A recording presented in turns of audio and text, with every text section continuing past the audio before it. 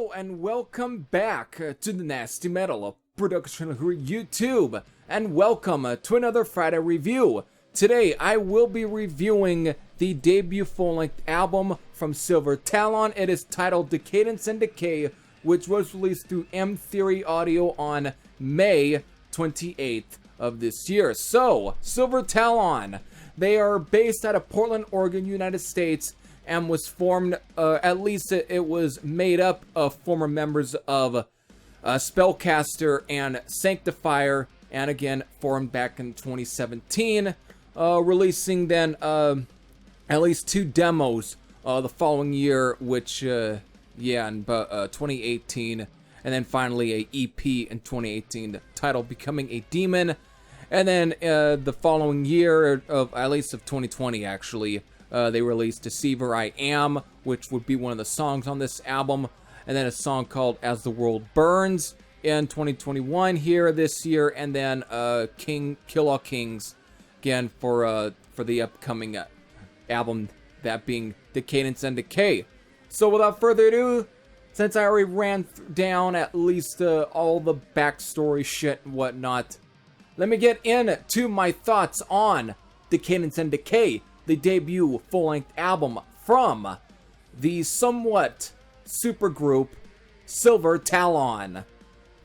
Okay, so before I really get into any of my actual, thoughts on this album, you know what I have to do? I have to run down the track listing here. So again, so I can tell you or show you guys what songs are on this album, how many songs are on this album, and what's the length of the album. So, we have at least about 8 songs here, and it all clocks in at 46 minutes and 40 seconds. So, these 8 songs are Deceiver I Am, Resistance 2029, As the World Burns, Next to the Sun, Divine Fury, Kill All Kings, What Will Be, and then finally ending with Touch the Void. So, there's your 8 songs.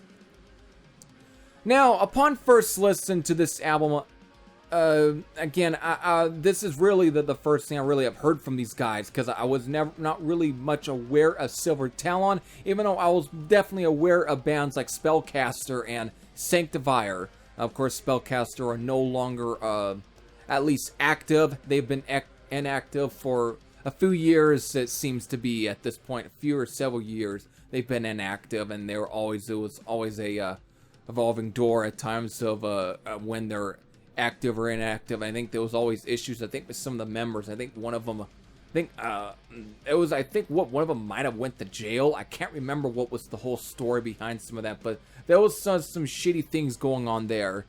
But I don't think any of some of those at least that member, was probably not in this band. Who knows? I might be overlooking that.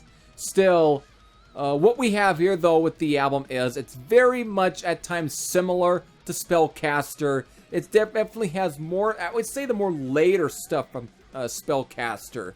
It definitely has more of that sort of almost darkish, heavy power metal or speed metal stuff here going on with this album.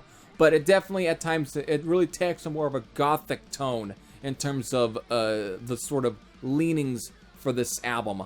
It definitely, at times, it's heavy, technical in places, at times progressive in some of the songs too, but it definitely has its own sort of very, very unique vibe to it going on here. I wouldn't say that unique, but it's got a very interesting vibe that I think it separates from Spellcaster and Sanctifier.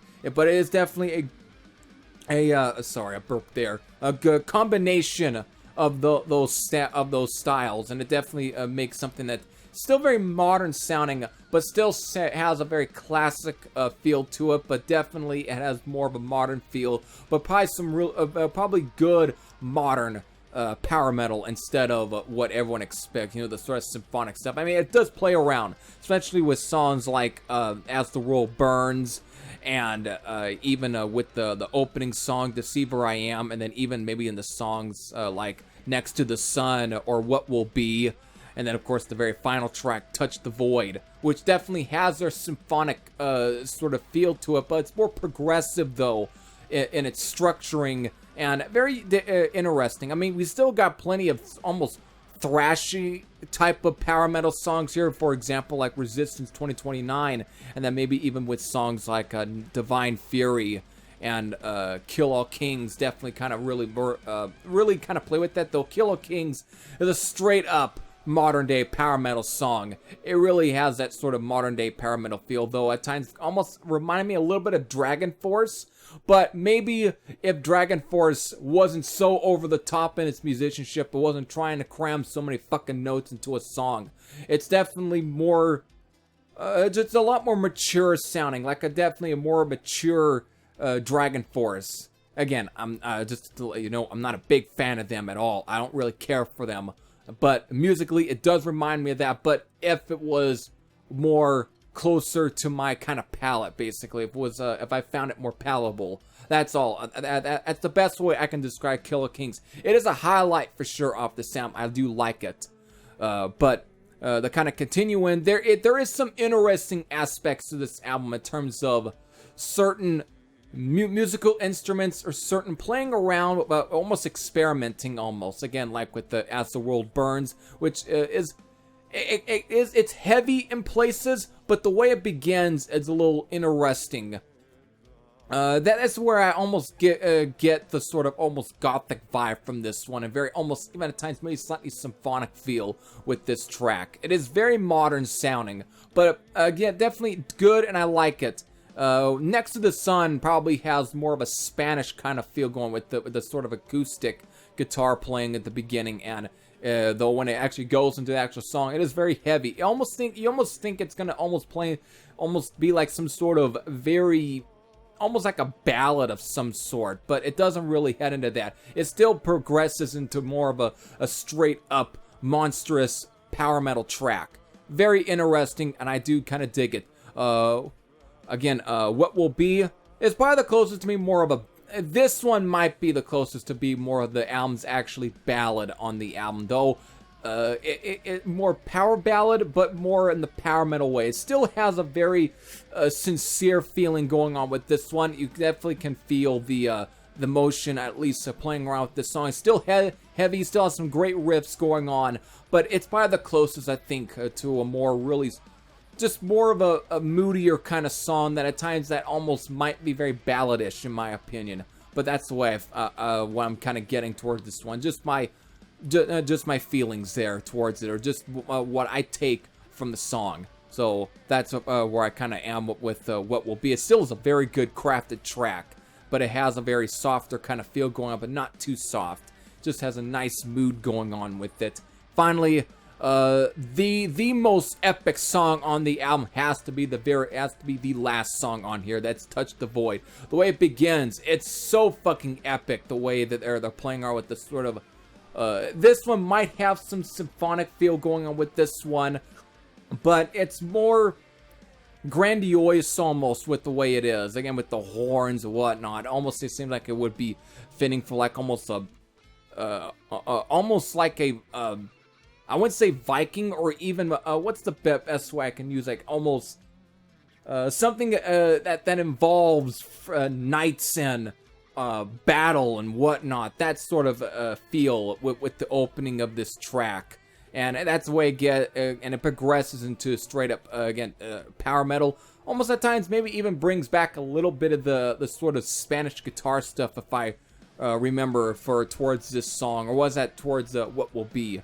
Anyways, it does progress further and further into the song, and it plays around with different riffs, time changes, but again, a very good, well-crafted track, and it's actually a very cool way to actually end the album.